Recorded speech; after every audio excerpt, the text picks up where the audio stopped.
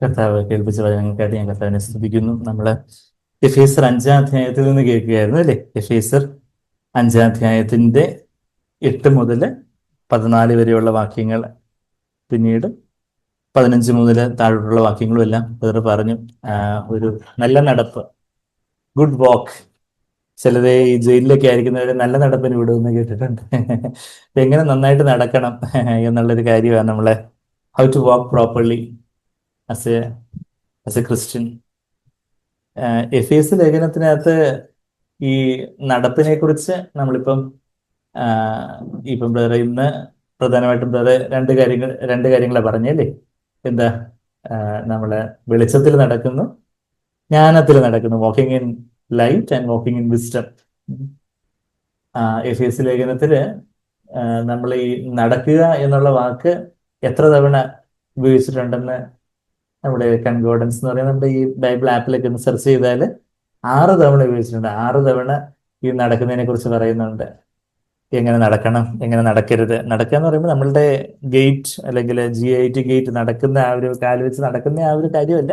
നമുക്കറിയാം അത് നമ്മളുടെ സ്വഭാവത്തെ അനുദിന ജീവിതത്തിൽ നമ്മള് എങ്ങനെ യഥാർത്ഥത്തിൽ നടക്കണ്ടേന്ന് ഒരു മാതൃകയായിട്ട് പറഞ്ഞിരിക്കുന്ന ഒരു വാക്യം നമുക്ക് എല്ലാവർക്കും, നമ്മുടെ CFC ചർച്ചിൽ എല്ലാവർക്കും അറിയാവുന്ന ഒരു വാക്യമുണ്ട്. നമ്മൾ ആരെ പോലെ നടക്കണം?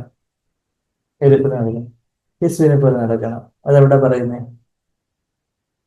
1 യോഹന്നാൻ 2-ാം അധ്യായത്തിന്റെ 6-ാമത്തെ വാക്യത്തിൽ. അപ്പൊ അങ്ങനെയാണെങ്കിൽ അത് നമുക്ക് പെട്ടെന്നൊന്ന് കണ്ടിട്ട് വരാം. നമ്മള് നടക്കുന്ന കാര്യമൊക്കെ പറയുമ്പോൾ യഥാർത്ഥത്തിൽ നമ്മളെ ജ്ഞാനത്തിലും വെളിച്ചത്തിലും സ്നേഹത്തിലും അങ്ങനെയുള്ള പല പല കാര്യങ്ങൾ നമ്മൾ പറയുമ്പോൾ യഥാർത്ഥത്തിൽ നമ്മൾ ആരെപ്പോലെ നടക്കേണ്ടതെന്ന് ചോദിച്ചാൽ യേശുവിനെ പോലെ ഞാൻ നടക്കേണ്ടത്. കർത്താവ് എങ്ങനെയാണ് ഈ ഭൂമിയിൽ നടന്നത്, കർത്താവ് എങ്ങനെയാണ് ഈ ഭൂമിയിൽ ജീവിച്ചത്, പെരുമാറിയത്, യേശുവിനെ നമ്മൾ കണ്ടിട്ടുണ്ടോ? പരിശുദ്ധാത്മ നമുക്ക് യേശുവിനെ കാണിച്ചു തരും തിരുവചനത്തിലൂടെ നമ്മുടെ ആത്മാവില്, പിന്നെ പല സാഹചര്യങ്ങളിലും പല വ്യക്തികളിലൂടെയും പല സംഭവങ്ങളിലൂടെയൊക്കെ യേശുവിനെ നമുക്ക് കാണാൻ സാധിക്കും. 1 യോഹന്നാൻ 2-ാം അധ്യായത്തിന് 6-ാമത്തെ വാക്യത്തില് അവനിൽ വസിക്കുന്നു എന്ന് പറയുന്നവനാണ് ഒരു ഒബ്ലിഗേഷൻ ഉള്ളത്. എന്താ ഒബ്ലിഗേഷൻ എന്ന് പറഞ്ഞാല് ഒരു നിർബന്ധമുള്ളത്. എന്താ? അവനിൽ വസിക്കുന്നു എന്ന് പറയുന്നവൻ അവൻ നടന്നതുപോലെ നടക്കേണ്ടതാകുന്നു. ഒരാളിപ്പം ഞാൻ കർത്താവിൽ വസിക്കുന്നു എന്നും പറയുന്നില്ല എന്നുണ്ടെങ്കിൽ പിന്നെ കൂടുതലൊന്നും എക്സ്പെക്ട് ചെയ്യാനില്ല. സാധാ ലിവിംഗ് ബൈബിൾ ഇങ്ങനെ പാരഫ്രൈസ് ചെയ്ത്, if you say that you are a Christian you are to walk as Christ walked എന്ന് പറഞ്ഞാല്, ഞാൻ ക്രിസ്തുവിൽ വസിക്കുന്നതെന്ന് ആരാ ഇവിടെ ഈ ലോകത്ത് പറയുന്നത്? ക്രിസ്ത്യാനികൾ എന്ന് നമ്മൾ പറയുവാണെങ്കിൽ നമ്മള് കർത്താവ് നടന്ന പോലെ നടക്കേണ്ടതാകുന്നു. ആ ഒരു നമ്മളുടെ നമ്മളുടെ വീട്ടിലെ ജീവിതം, നമ്മളുടെ ഓഫീസിലോ അടുക്കളയിലോ നമ്മുടെ ഹോസ്പിറ്റലിലോ നമ്മളുടെ ബന്ധുക്കളോടുള്ള ബന്ധത്തില്, സുഹൃത്തുക്കളോടുള്ള ബന്ധത്തില്, നമ്മളുടെ വീട്ടിലെ ജീവിതം, അതൊക്കെ ഒന്ന് നമ്മളൊരു ആക്ച്വലി കഴിഞ്ഞ ദിവസം സാൻഡ്മാൻ്റെ ഒരു മെസ്സേജ് കേൾക്കാതെ അപ്പൊ നമ്മുടെ വീട്ടിലൊരു ഹിഡൻ ക്യാമറ ഉണ്ടെന്നിരിക്കട്ടെ. വീട്ടിലൊരു ഹിഡൻ ക്യാമറ എന്ന് പറഞ്ഞാൽ നമ്മളെങ്ങനെ വീട്ടിലെ ഭാര്യയോട് പെരുമാറുന്നു, ഭർത്താവിനോട് പെരുമാറുന്നു, മക്കളോട് എങ്ങനെ പെരുമാറുന്നു, മക്കൾ അപ്പനമ്മമാരോട് എങ്ങനെ പെരുമാറുന്നു, നമ്മൾ നമ്മുടെ അപ്പനമ്മമാരോട് എങ്ങനെ പെരുമാറുന്നു, അങ്ങനെയുള്ള കാര്യങ്ങളെ കുറിച്ചൊക്കെ എല്ലാവരും എന്നെ തന്നെ നോക്കുന്നുണ്ടല്ലോ അല്ലേ? ആരും ഉറങ്ങിയിരിപ്പില്ലല്ലോ. എല്ലാവരും എന്നെ ഒന്ന് നോക്കണേ. എല്ലാവരും നോക്കിയാൽ മതി. ആരും ഉറങ്ങുന്നില്ല എങ്കിലും ഞാനൊന്ന് ഉറപ്പിക്കാൻ വേണ്ടി, ഡബിൾ അഷുറൻസിന് വേണ്ടി ഒന്ന് എന്നെ നോക്കാൻ പറഞ്ഞത്. ഓക്കെ. അപ്പൊ അങ്ങനെ ഒരു ഹിഡൻ ക്യാമറ ഉണ്ടെങ്കിൽ ഇപ്പം അപ്പൊ ആ ക്യാമറ നമ്മൾ എങ്ങനെ എല്ലാവരോടും പെരുമാറുന്നു, ഇടപെടുന്നു, നമ്മുടെ ഓഫീസിലും നമ്മുടെ ജോലി സ്ഥലത്ത് നമ്മള് കടയിൽ പോകുന്നു, യാത്ര പോകുന്നു, അങ്ങനെയുള്ള സമയത്തൊക്കെ ഒരു ഹിഡൻ ക്യാമറ നമ്മളെ ഒബ്സർവ് ചെയ്ത് ഇരിക്കുന്നുണ്ടെങ്കിൽ അത് പബ്ലിസൈസ് ചെയ്താൽ നമുക്കതൊരു ബാക്കിയുള്ളവർക്ക് നമ്മളെ കുറിച്ചുള്ള അഭിപ്രായം പോവോ, അതോ അതുപോലെ തന്നെ ആയിരിക്കുമോ, അല്ലെങ്കിൽ അത് കൂടുവോ എന്നുള്ളൊരു ചോദ്യം ഇങ്ങനെ സാക്വർ ഇങ്ങനെ ചോദിക്കുന്നുണ്ടായിരുന്നു. അപ്പൊ നമ്മുടെ ദൈനംദിന ജീവിതത്തിലുള്ള ഒരു നടപ്പ്, നമ്മുടെ ജീവിത പങ്കാളിയോട് നമ്മൾ എങ്ങനെ സംസാരിക്കുന്നു, നമ്മുടെ മക്കളോട് എങ്ങനെ സംസാരിക്കുന്നു എന്ന് പറയുമ്പോൾ അവിടെ സ്നേഹമുണ്ട്, കാർക്കശ്യമുണ്ട്. ചില കാര്യങ്ങളിൽ നമ്മൾ സ്നേഹത്തോടെ കാര്യങ്ങൾ പറയണം. എന്നാൽ സ്നേഹത്തിൽ തന്നെ ഉള്ളൊരു കാർക്കശ്യം എന്ന് പറഞ്ഞാൽ സ്നേഹം ഇല്ലാതുള്ളൊരു കാർക്കശ്യമില്ല. എന്നാൽ സ്നേഹത്തിൽ തന്നെയുള്ള യഥാർത്ഥ സ്നേഹത്തിലൊരു സ്ട്രിക്ട്നെസ്, ഫേംനെസ് ഉണ്ട്. ചില കാര്യങ്ങൾ നിങ്ങളോടൊക്കെ നമ്മൾ ഫേം ആയിട്ട് തിരുത്തേണ്ട സമയത്തേക്കും ആ, ചില കാര്യങ്ങൾ നമ്മൾ ദൈവത്തിനായിട്ട് ഒരു സ്റ്റാൻഡ് എടുക്കുമ്പോൾ അത്ര ദൈവഹിത പ്രകാരം അല്ലാതെ നമ്മുടെ ഭാര്യയോ ഭർത്താവോ ഒക്കെ ഒരു കാര്യം പറയുമ്പോൾ ചില കാര്യങ്ങൾ നമ്മൾ ഫേമായിട്ട് ഇങ്ങനല്ലേ അങ്ങനെ ചെയ്യണം, എസ്പെഷ്യലി ഭർത്താവ് ഭാര്യയെ അതുപോലെ തിരുത്തേണ്ട സമയം. വിക്ടോറിയയുടെ ഒരു മെസ്സേജിൽ അങ്ങനെ ആയിരുന്നു വേറെ കഴിഞ്ഞ ദിവസം പറഞ്ഞത്, നിങ്ങളെ നിങ്ങളുടെ ദൈവഭവനത്തിന് വേണ്ടിയുള്ള ഒരു എരിവ് നിങ്ങൾക്ക് ഉണ്ടായിരിക്കണം. ആ എരിവ് ആദ്യം നിങ്ങളെ ദഹിപ്പിക്കണം, പിന്നെ നിങ്ങളുടെ കുടുംബത്തെ ദഹിപ്പിക്കണം, പിന്നെ സഭയെ ദഹിപ്പിക്കാനേ പറ്റുള്ളൂ എന്നുള്ള കാര്യം പറയുന്നത്. അപ്പം നമ്മള് ഇപ്പം ഭാര്യയെ എന്തെങ്കിലും, ഇപ്പം ഭാര്യ പരദൂഷണം പറഞ്ഞുകൊണ്ട് വരുവാണ്, അല്ലെങ്കിൽ മക്കള് ഒരു അനുസരണക്കേട്, അപ്പൊ അവരെ തിരുത്തുന്ന കാര്യത്തില് അവരെ ആ ഒരു സ്നേഹത്തിന്റെ ഒരു കാർക്കശ്യത്തിൽ ഫേമായിട്ട് ചെയ്യേണ്ട കാര്യത്തിൽ നമ്മൾ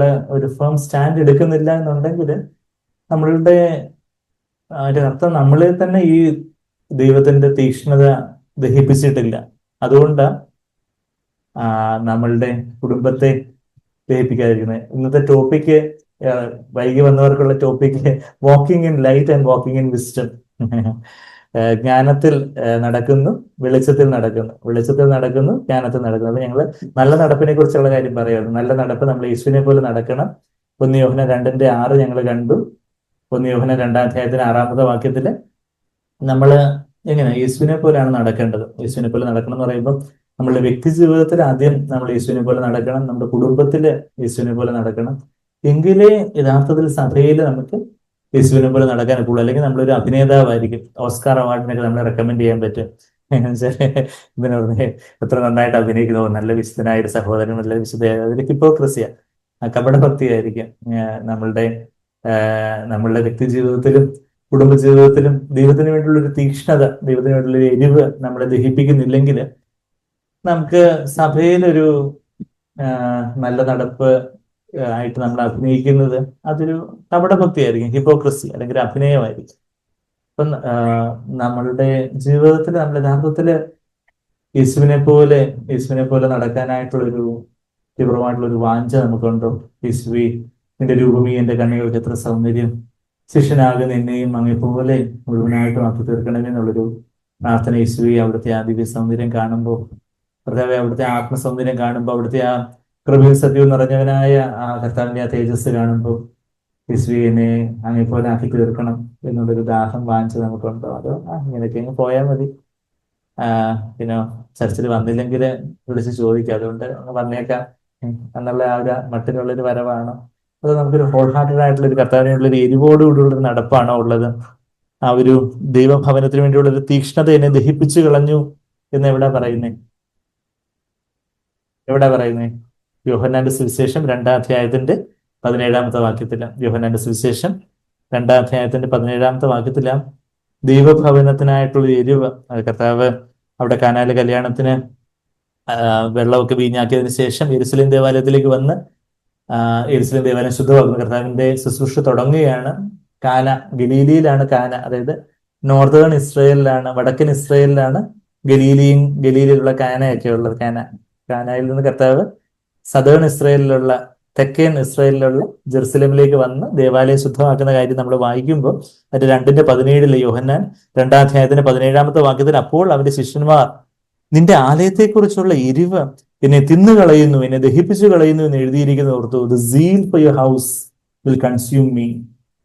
അപ്പോൾ കർത്താവിന്റെ ഒരു തീക്ഷ്ണത നമ്മളെ ദഹിപ്പിക്കണം, നമ്മുടെ കുടുംബത്തെ ദഹിപ്പിക്കണം. നമ്മുടെ കുടുംബത്തില് അതുപോലെ കർത്താവിന് വേണ്ടി എന്റെ കുടുംബം, എന്റെ ഭാര്യ, എന്റെ ഭർത്താവ്, എന്റെ മക്കള്, ഇവരെല്ലാവരും പരിപൂർണമായിട്ടും കർത്താവിൻ്റെതായിരിക്കണം. അല്ലാതെ അവർക്ക് അവരുടെ പ്രായത്തില് അവരുടെ ഇഷ്ടത്തിനൊക്കെ ആയിക്കോട്ടെ, നമ്മൾ കൂടുതലൊന്നും സ്വാതന്ത്ര്യത്തിൽ കൈകടത്താൻ പോകണ്ട, നമ്മൾ കൂടുതലൊന്നും മുഷിയണ്ട എന്നുള്ള രീതിയിലുള്ള ഒരു അഴകുഴമ്പൻ ഒരു എങ്ങനെങ്കിലുമൊക്കെ ആയിക്കോട്ടെ എന്നുള്ള ഒരു ആറ്റിറ്റ്യൂഡാണോ? അതോ അതിനുവേണ്ടിയുള്ള ഒരു തീവ്രമായിട്ടുള്ള ഒരു പ്രാർത്ഥനയും, കർത്താവെ, എന്റെ കുഞ്ഞുങ്ങൾ ആരും പിശാചിന് വേണ്ടി ജീവിക്കരുത്. ഈ അടുത്തൊരു അമ്മ തന്റെ മകന് വേണ്ടി ഇങ്ങനെ പ്രാർത്ഥിച്ചതായിട്ട് എന്നോട് പറഞ്ഞു.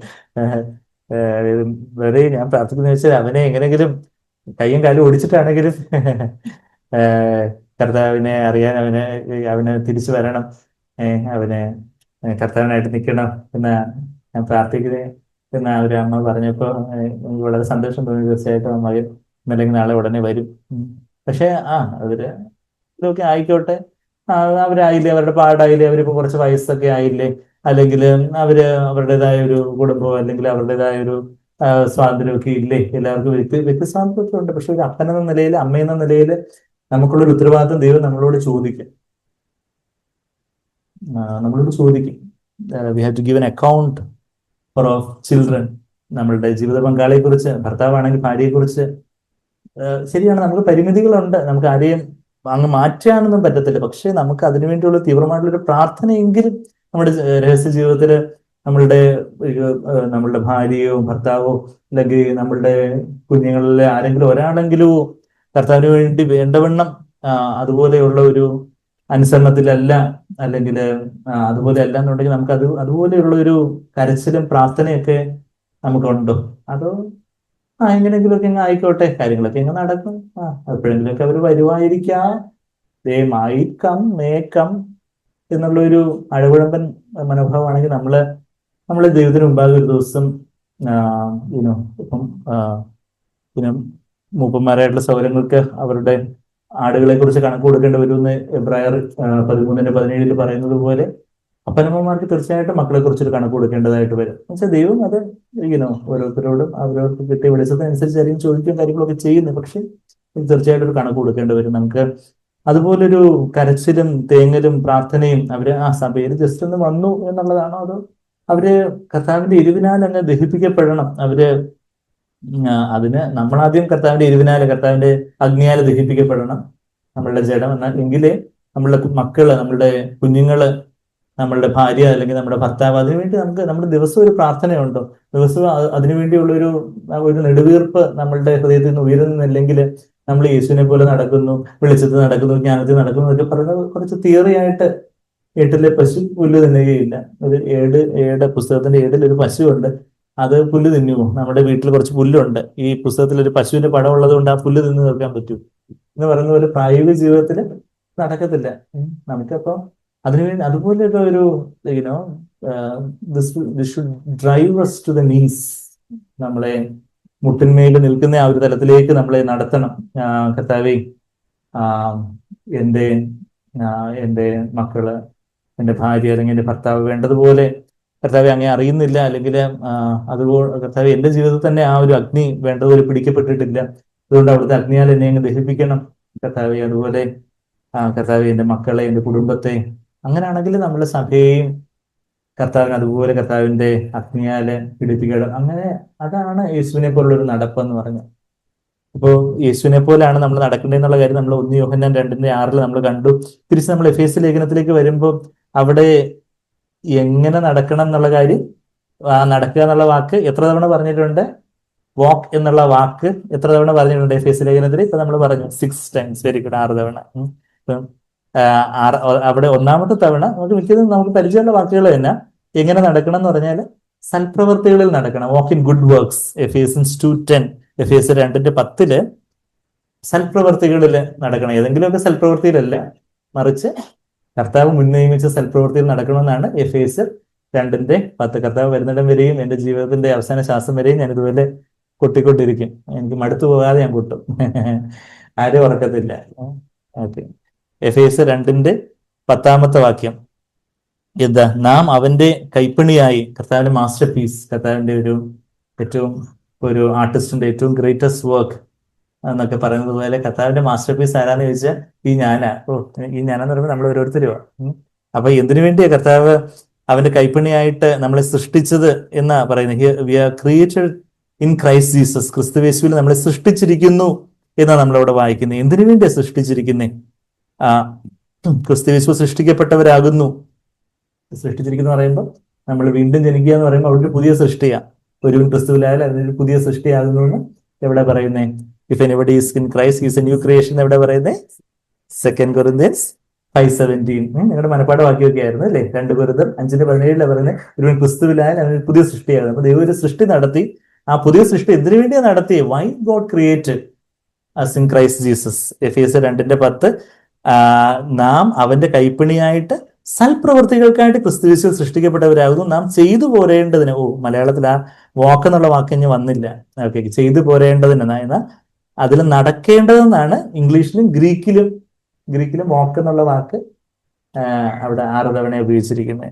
അപ്പം നാം ചെയ്തു പോരേണ്ടത് അല്ലെങ്കിൽ ഞാൻ നടന്നു പോരേണ്ടതിനെന്നാണ് കുറച്ചുകൂടെ കറക്റ്റായിട്ട് ആക്യുറേറ്റ് ആയിട്ട് ട്രാൻസ്ലേറ്റ് ചെയ്യുന്നത്. നാം നടന്നു പോരേണ്ടതിന് ദൈവം അവ മുന്നൊരുക്കിയിരിക്കുന്നു. ദൈവം മുന്നൊരുക്കിയിരിക്കുന്ന സൽപ്രവൃത്തികളിൽ അത് മാർത്തയെ പോലെ എന്തെങ്കിലുമൊക്കെ ചെന്നാൽ ചെയ്യാനല്ല, മറിയത്തെ പോലെ കർത്താവിൽ നിന്ന് കേട്ട് കർത്താവിന്റെ ശക്തിയാല് കർത്താവിന്റെ നാമഹൂർത്തത്തിനായിട്ട് from him, through him, to him. അപ്പൊ എഫേസ്യർ 2:10 നമ്മൾ സൽപ്രവർത്തികൾക്കായിട്ടാണ് സൃഷ്ടിച്ചിരിക്കുന്നത്. സൽപ്രവൃത്തി എന്ന് പറയുമ്പോൾ ഇവിടെ ഇങ്ങനെ കുട്ടി ഉറങ്ങുന്നവരെ എഴുന്നേൽപ്പിക്കുന്നത് കർത്താവിന്റെ ഒരു സൽപ്രവൃത്തിയാണ്. ബിക്കോസ് ആക്ച്വലി അവരവിടെ കിടന്ന് ഉറങ്ങട്ടെ എന്നുള്ളൊരു ലാഘവത്തിലല്ല, മറിച്ച് ഓരോരുത്തരെയും ക്രിസ്തുവിൽ തികഞ്ഞവനായിട്ട് നിർത്തണമെന്ന പൗലോസ് കൊളോസ്യർ 1:29 വാക്യത്തിൽ 28-29 വാക്യത്തിൽ വായിക്കുന്നത്. അപ്പം നമുക്ക് നമ്മളുടെ ഫാമിലിയെ കുറിച്ച് അതുപോലെ ഒരു ഉത്തരവാദിത്വം ഉണ്ട്. അതുപോലെ സൽപ്രവൃത്തികൾക്ക് കർത്താവ് നമ്മളെ കൊണ്ട് ചെയ്യാൻ ആഗ്രഹിക്കുന്ന കാര്യങ്ങൾ ഒരു സമയത്തും കർത്താവിനോട് ചേർന്ന് നടന്നാൽ മതി. That we may walk in them. കർത്താവിന്റെ കൂടെ ചേർന്ന് നടന്നാൽ മതി. കർത്താവിൽ വസിക്കുന്നു എന്ന് പറയുന്നതിനാ കർത്താവ് നടന്നതുപോലെ നടക്കണമെന്ന് പറഞ്ഞു. വസിക്കുന്നത് വെച്ചാൽ കൊമ്പും മുന്തിരികളിൽ വസിക്കുന്നത് പോലെ വസിക്കുമ്പോൾ അതിന്റെ ജീവരസം, the sap of that plant, the vine will flow to the branches and empower us to walk with Christ. കർത്താവിന്റെ കൂടെ നടക്കാന് കർത്താവ് നമ്മളെ ബലപ്പെടുത്തും.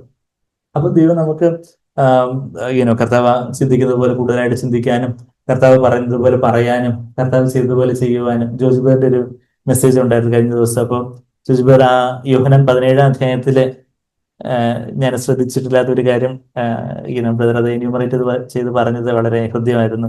യോഹന്നാൻ 17 ദൈവം എനിക്ക് തന്ന 3 കാര്യങ്ങളെ കുറിച്ച് പറയുന്നുണ്ട്.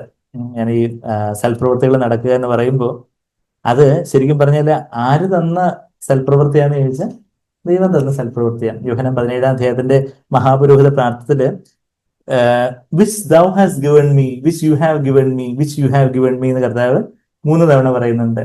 എത്ര തവണ പറയുന്നുണ്ട്? 3 തവണ. യോഹന്നാൻ 17 എല്ലാവരും എത്തിയോ?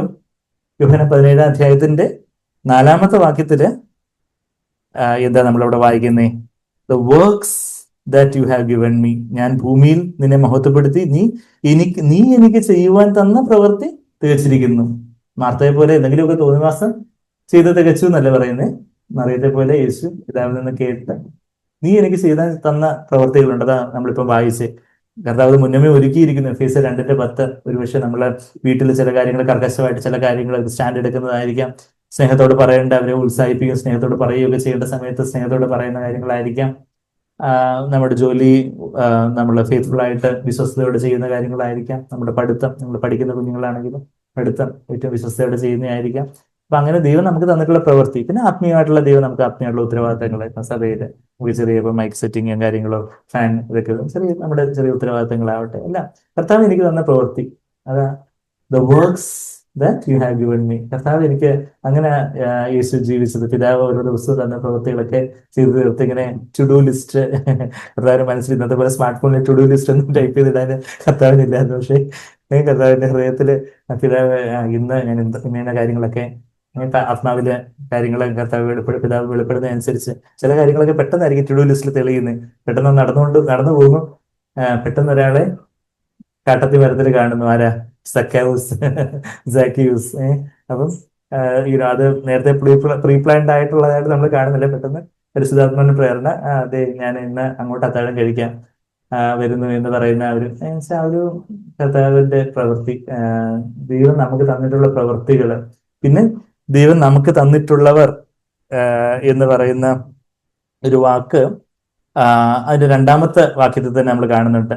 All whom you have given him എന്ന് വെച്ചാൽ നമ്മളുടെ കുഞ്ഞുങ്ങള്, നമ്മളുടെ കൂട്ടു സഹോദരങ്ങള്, നമ്മുടെ ജീവിത പങ്കാളി, നമ്മുടെ സുഹൃത്തുക്കള്, നമ്മുടെ ബന്ധുക്കള്, എല്ലാവരും നമുക്ക് ഉൾപ്പെടുത്താം അതിനകത്ത്.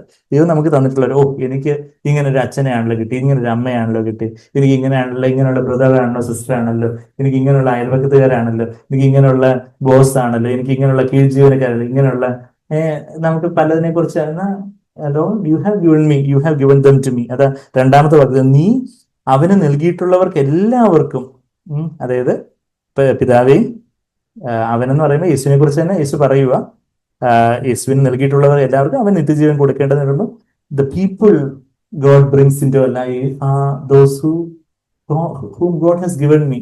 ഇപ്പൊ ഒരു ഡോക്ടറായിട്ട് നേഴ്സായിട്ട് നമ്മൾ വർക്ക് ചെയ്യുവാണെങ്കിൽ നമ്മളുടെ അടുത്ത് വരുന്ന പേഷ്യൻസ്, നമ്മുടെ കെയറിലേക്ക് വരുന്ന പേഷ്യൻസ് അത് യാദൃശ്യമായിട്ട് വരുന്നതാണോ? അല്ല.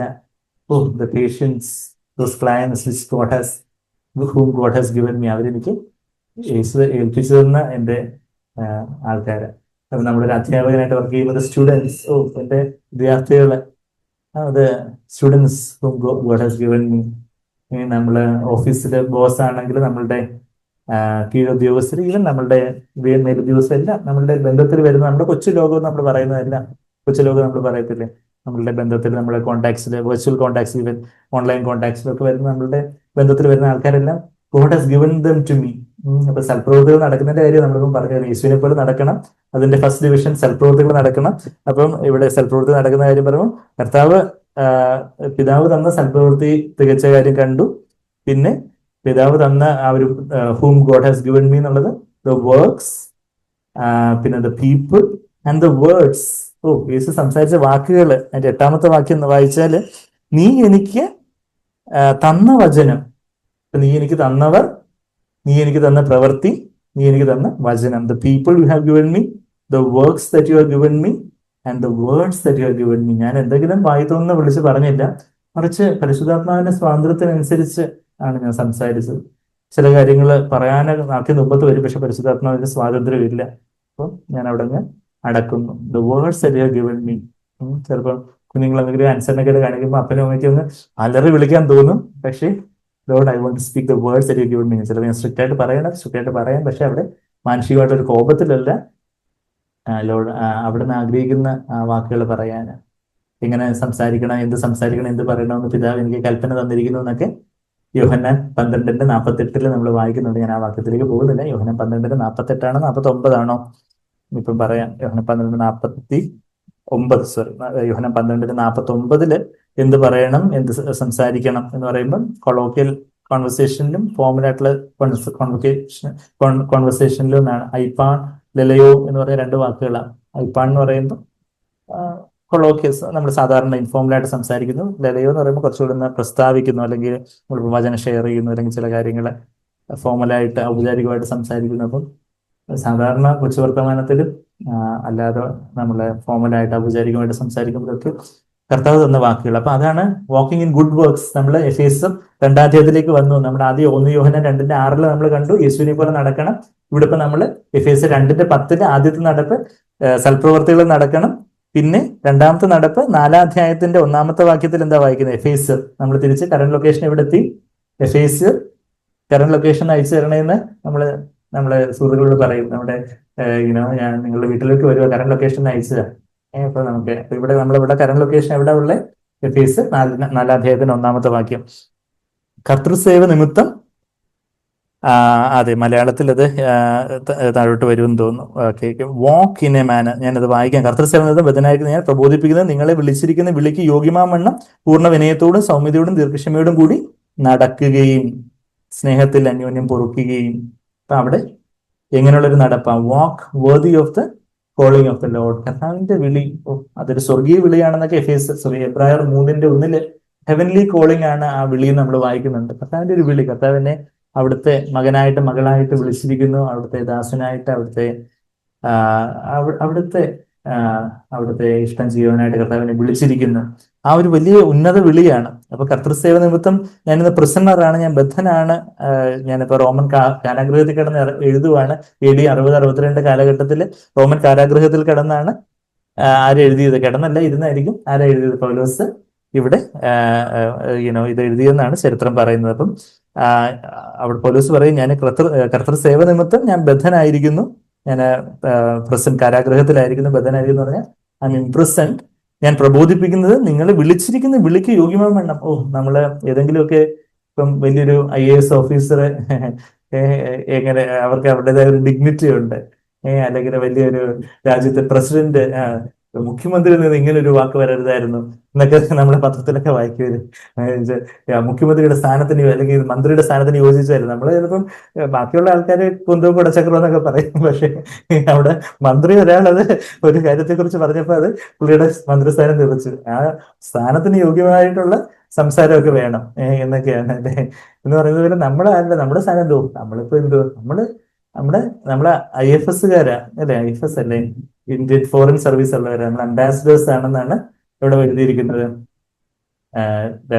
വി ആർ അംബാസിഡേഴ്സ് 2 കൊരിന്ത്യർ 5:20 വാക്യത്തില് we are ambassadors of Christ, കർത്താവിന്റെ സ്ഥാനപതികളാണെന്നുള്ളൊരു കാര്യമാണ് നമ്മൾ 2 കൊരിന്ത്യർ 5:20 വാക്യത്തിൽ ഇരിക്കുന്നത്. അപ്പൊ ആ ഒരു വലിയൊരു സ്ഥാനപതി, ഒരു അംബാസിഡർ, യുണൈറ്റഡ് സ്റ്റേറ്റ്സിന്റെ അംബാസിഡറിന് അതിൻ്റെതായ ഒരു ഡിഗ്നിറ്റി കാണും. ബാക്കി ഏത് രാജ്യത്ത് ചെന്നാലും അവരുടേതായ ഒരു വേഷവിധാനവും അവരുടേതായ ഒരു ഡിഗ്നിറ്റിയും അവരുടെ ഒരു കൾച്ചറും കാര്യങ്ങളും ഒക്കെ കാണാൻ ആ രാജ്യത്തെ പ്രതിനിധാനം ചെയ്യുകയാണ്. അപ്പൊ ഞാൻ എൻ്റെ സ്കൂളിൽ ചെല്ലുമ്പോൾ, ഞാൻ എൻ്റെ കോളേജിൽ ചെല്ലുമ്പോൾ, ഞാൻ എൻ്റെ ഓഫീസിൽ ചെല്ലുമ്പോൾ, ഞാൻ എൻ്റെ അയൽവക്കക്കാരോട് സംസാരിക്കുമ്പോൾ അവര് യക്ഷണിയും പരദൂഷണവും വേണ്ടാത്ത കഥകളും വേണ്ടാത്ത കാര്യങ്ങളും ഒക്കെ പറഞ്ഞ് ഇരിക്കുമായിരിക്കും. പക്ഷെ ഞാൻ എങ്ങനെ ഉന്നത വിളിക്ക് യോഗ്യമാമെണ്ണമാ ഞാൻ നടക്കേണ്ടത്, പൂർണ്ണ വിനയത്തോടെ ഒരു deepest humility, with full humility, with all humility, സൗമ്യതയോടെ, ജെന്റിൽനെസ്, ദീർഘക്ഷമയോടെ, പേഷ്യൻസോ, ലോങ് സഫറിങ്, അങ്ങനെ നടക്കണം, സ്നേഹത്തിൽ അന്യോന്യം പൊറുക്കണം എന്നുള്ള കാര്യമൊക്കെ. അപ്പൊ ആ ഒരു ഉന്നത വിളിക്കനുസരിച്ച് നടക്കുക എന്നുള്ള കാര്യം നമ്മൾ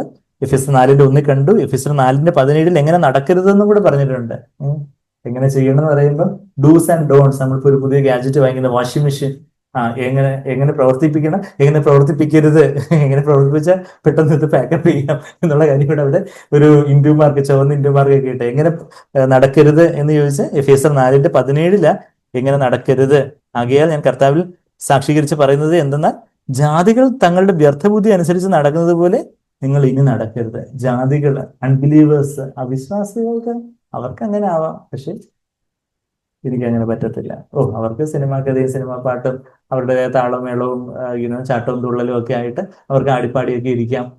ഇപ്പൊ ശ്രീകലയുടെ ഒരു അലുമിനി മീറ്റിംഗ് ആയിരുന്നു ഇന്നലെ, ഞങ്ങൾ പോയില്ല. ഇന്നുണ്ട്, ഇന്നാ ശരിക്കും മെയിൻ ആയിട്ടുള്ള മീറ്റിംഗ് അവിടെ നടക്കുവാണ്.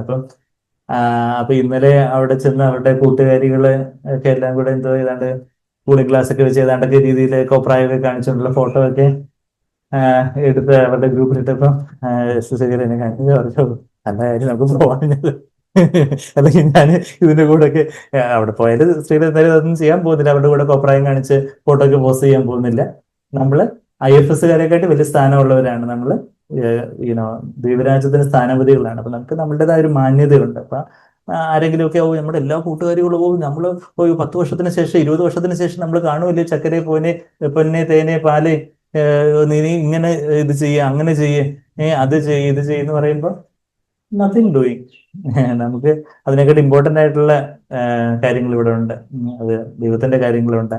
Should I not be in my Father's business എന്ന് യേശു കർത്താവ് 12-ാമത്തെ വയസ്സിൽ ഞാൻ പിതാവിന്റെ ഇതിലായിരിക്കേണ്ടതല്ലേ, പിതാവിന്റെ ബിസിനസ്സിൽ പിതാവിൻ്റെതായ ആയിരിക്കേണ്ടതല്ലേ എന്ന് പറഞ്ഞ് നമ്മൾ അലുമിനി മീറ്റിങ്ങിനൊന്നും പോകരുതെന്നല്ല ഞാൻ പറഞ്ഞു വരുന്നത്. പക്ഷെ നമുക്ക് അഥവാ പോകാനുള്ള ഒരു സാഹചര്യം ഉണ്ടെങ്കിൽ, ഞങ്ങളുടെ ബാച്ചിന്റെ അലുമിനി മീറ്റിംഗ് കൃത്യം നമ്മളുടെ ഏകദേശം നമ്മുടെ കേരള കോൺഫറൻസ് വരുന്ന സമയത്ത് അവസാനം. അപ്പം പിന്നെ നമുക്ക് ഓൾറെഡി ഡിസിഷനൊക്കെ എടുക്കാൻ എളുപ്പമാണ്. ഇവര് നല്ല സമയത്ത് കൊണ്ട് തന്നെ വെക്കുന്നതുകൊണ്ട് നമുക്ക് പറയാൻ എളുപ്പമുണ്ട്.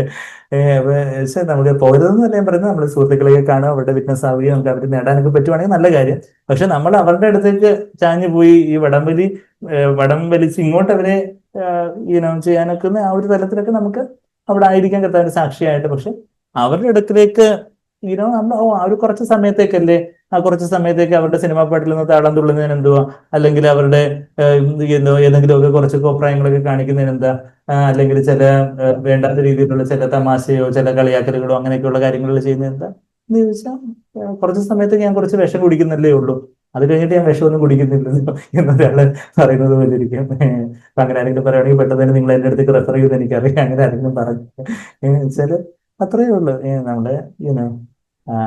നമ്മള് ദൈവമക്കളാണ്, നമുക്ക് അതിൻ്റെതായ ഒരു ഉന്നത വിളിക്ക് യോഗ്യമാമെന്നുള്ള നടപ്പ അവിടെ നമ്മൾ 4:17 എന്താ വായിച്ചത്, ജെന്റൈൽസിനെ പോലെ, ജാതികളെ പോലെ അല്ല നമ്മൾ നടക്കേണ്ടത്. പിന്നെ ഇപ്പൊ നമ്മൾ എത്ര നടപ്പ് കണ്ടു? യേശുവിന്റെ നടപ്പ് ആദ്യം നമ്മളെ ആത്യന്തികമായിട്ടുണ്ട്. പിന്നെ നമ്മളിപ്പോ എഫേസ്യ ലേഖനത്തിലുള്ള ആ യേശുവിന്റെ നടപ്പില് അതൊരു 6 ഡിവിഷനായിട്ട് പറയുവാണെങ്കിൽ, സൽപ്രവർത്തികളിലുള്ള നടപ്പ്, ഉന്നത വിളിക്ക് യോഗ്യമാമെന്നുള്ള നടപ്പ്, ജാതികളെ പോലെ അല്ലാത്തൊരു നടപ്പ്, പിന്നെ Efesiയർ 5:2 നമ്മൾ 2-3 ആഴ്ച മുമ്പ് സ്നേഹത്തിൽ നടക്കുവിൻ എന്നുള്ള വാക്ക് നമ്മൾ കണ്ടു. അതിന്റെ Efesiയർ 5:2 ക്രിസ്തുവും നിങ്ങളെ സ്നേഹിച്ച് നമുക്ക് വേണ്ടി തന്നെ ദൈവത്തിന് സൗരഭ്യവാസനയെ വഴിപാട് യാഗവുമായി അർപ്പിച്ചതുപോലെ ഇങ്ങനെ നടക്കണം, സ്നേഹത്തിൽ നടക്കണം. അവിടെ യഥാർത്ഥത്തിൽ സ്നേഹത്തിൽ നടക്കണമെങ്കിൽ അവിടെ ഒരു ക്രൂശ് ഉണ്ട് എന്നുള്ളൊരു കാര്യമൊക്കെ നമ്മൾ വായിച്ചു. അല്ലെങ്കിൽ അത് മാനുഷിക സ്നേഹമായിരിക്കും. നമ്മളോട് നല്ലത് പറയുന്ന ആൾക്കാരോട് നമുക്ക് ഹലോ പറയുമ്പോൾ നമുക്ക് ഹലോ, എന്ത് ഞാൻ നിന്റെ തോളിൽ തട്ടാം, നീ എന്റെ തോളിൽ തട്ടിക്കോ, you pat on my back, I pat on the back എന്ന് പറയുന്നത് ഒരു മാനുഷിക സ്നേഹം. എന്നാൽ അതൊരു ക്ലബ്ബാണ്.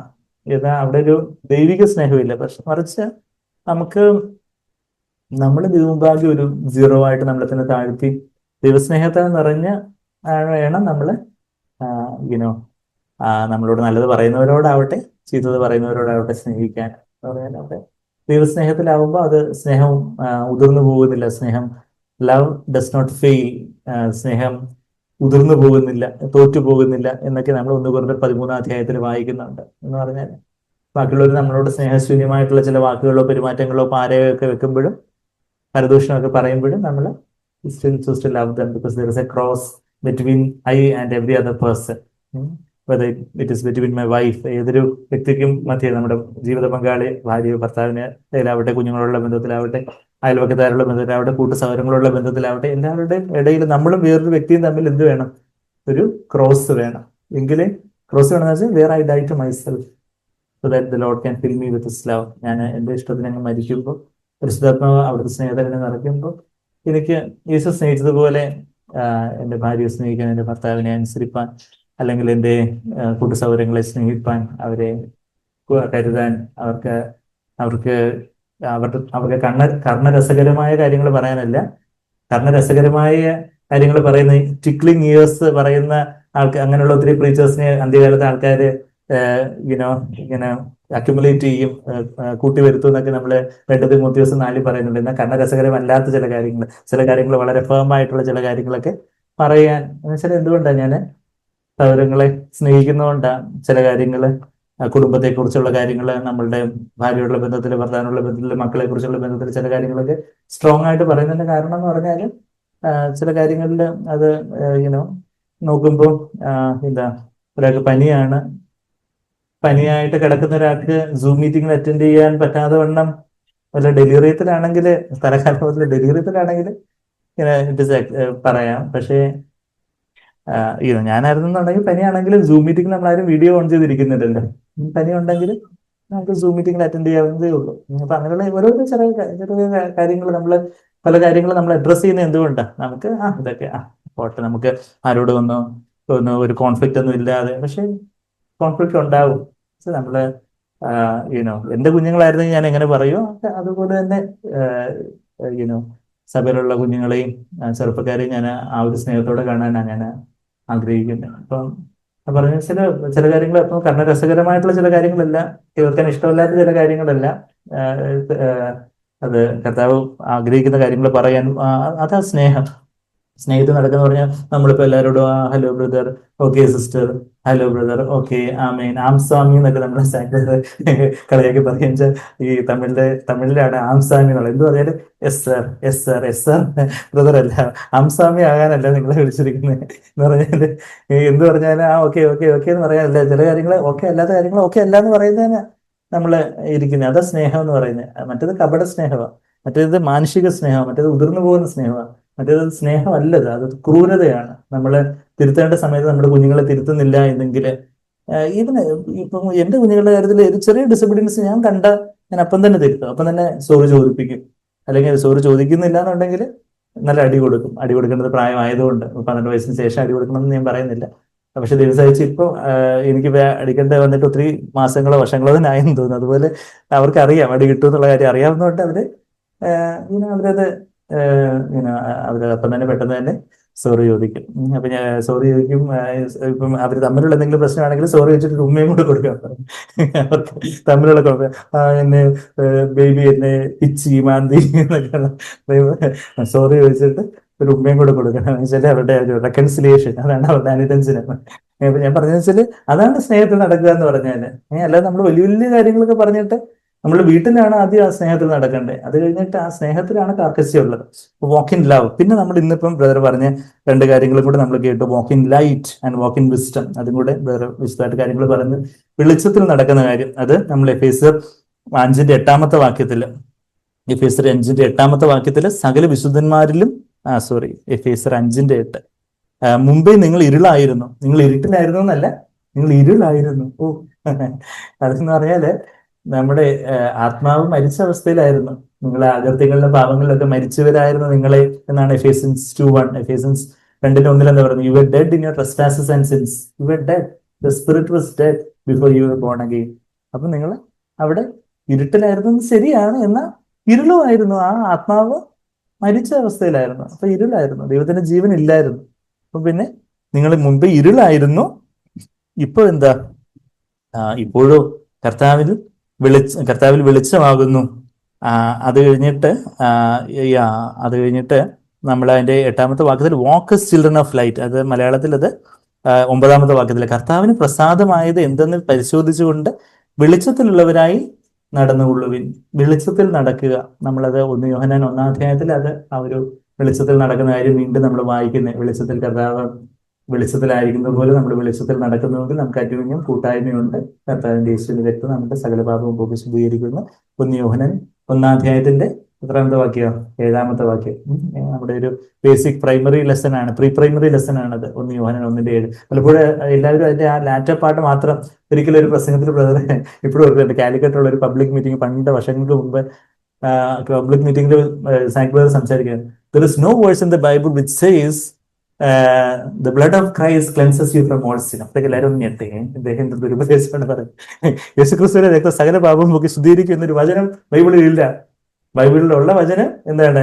നമുക്ക് ആ വാക്യം എടുത്ത് നോക്കാം. ബൈബിളില് നിങ്ങളെ വെളിച്ചത്തിൽ നടക്കുന്നതെങ്കിൽ അവൻ വെളിച്ചത്തിലായിരിക്കുന്നത് പോലെ, നമ്മൾ പലപ്പോഴും ഒരു ഹാഫ് വേഴ്സ് എടുത്ത് കംഫർട്ടഡ് ആകുന്ന ഒരു വ്യാജ ക്രിസ്തീയത നമ്മുടെ ചുറ്റുമുണ്ട്. നമ്മളിലേക്കും അത് എൻക്രോച്ച് ചെയ്ത് വരാം. യേശുവിന്റെ രക്തത്തെ സകല പാപം പോക്കി അങ്ങ് ശുദ്ധീകരിച്ചോളൂ, ഞാനങ്ങ് എങ്ങനെങ്കിലുമൊക്കെ ആയിരുന്നാൽ മതി, കർത്താവെ ക്ഷമിക്കണമെന്നൊക്കെ ഇടയ്ക്ക് പറഞ്ഞിരുന്നാൽ മതി. അപ്പം അവിടെ എന്താ പറയുന്നത്? എഫേസ്യൻസ് 1:7 യേശുവിന്റെ രക്തം സകല പാപം പോക്കി ശുദ്ധീകരിക്കുന്നു എന്നുള്ളൊരു വചനം ബൈബിളിലില്ല. മറിച്ച് ബൈബിളിലുള്ള വാക്യം എന്താന്ന് ചോദിച്ചാൽ അവൻ വെളിച്ചത്തിൽ ഇരിക്കുന്നത് പോലെ, അല്ലെങ്കിൽ ആയിരിക്കുന്നത് പോലെ. 1 യോഹന്നാൻ 1:7 വാക്യം. അവൻ വെളിച്ചത്തിൽ ആയിരിക്കുന്നത് പോലെ. ഇരിക്കുക എന്ന് പറഞ്ഞാൽ സിറ്റിംഗ് എന്നല്ല അവിടെ ഉപയോഗിക്കുന്നത്. he himself is in the light. അവൻ വെളിച്ചത്തിലായിരിക്കുന്നത് പോലെ നാം വെളിച്ചത്തിൽ നടക്കുന്നുവെങ്കിൽ നമുക്ക് തമ്മിൽ കൂട്ടായ്മയുണ്ട്. അങ്ങനെ കർത്താവിന്റെ വെളിച്ചത്തിൽ കൂട്ടായ്മ ഉള്ളവർക്കാണ് കർത്താവിന്റെ രക്തം സകല പാപവും പോക്കി ശുദ്ധീകരിക്കുന്നത്. അല്ലാതെ എല്ലാവർക്കും ഇനി ടോം ഡിക്ക് and Harry cannot claim that promise. ആർക്കെങ്കിലും കർത്താവിന്റെ രക്തം ഞങ്ങൾ ഇല്ല. നമ്മൾ വെളിച്ചത്തിലേക്ക് വരണം. ആദ്യം വെളിച്ചത്തിൽ നടക്കണമെങ്കിൽ വെളിച്ചത്തിൽ വരിക എന്ന് പറഞ്ഞാൽ എന്താ? വെളിച്ചം എന്ന് പറയുമ്പോൾ അവിടെ ഒരു റിയാലിറ്റി ഉണ്ട്, യാഥാർത്ഥ്യമുണ്ട്. നമ്മൾ ഇരുട്ടിലായിരുന്നെങ്കിൽ നമ്മുടെ മുഖത്ത് കുറെ കരിയും കുറച്ച് ഇപ്പൊ നമ്മളിപ്പോ എന്താ പറയുന്നേ, എന്തെങ്കിലുമൊക്കെ ഈ പപ്സ് ഒക്കെ കഴിച്ചാൽ ഇവിടെ കുറെ ഇങ്ങനെ ഇരിക്കും, എന്താ ഇങ്ങനെ ഇങ്ങനെ പറ്റി ഇരിക്കും. നമ്മൾ ഇരുട്ടിലിരിക്കുകയാണെങ്കിൽ നമ്മൾ അറിയത്തില്ല. അല്ലെങ്കിൽ നമ്മളിപ്പോ ഈ പിള്ളേർ തൈര്, നമ്മുടെ പ്രാർത്ഥന ബേബി ഇങ്ങനെ തൈര് ഇങ്ങനെ കുടിച്ചിട്ട് ഇവിടെ ഒരു മീസയാണ് എന്നുവെച്ചാല് അതിങ്ങനെ പറ്റിയിരിക്കും.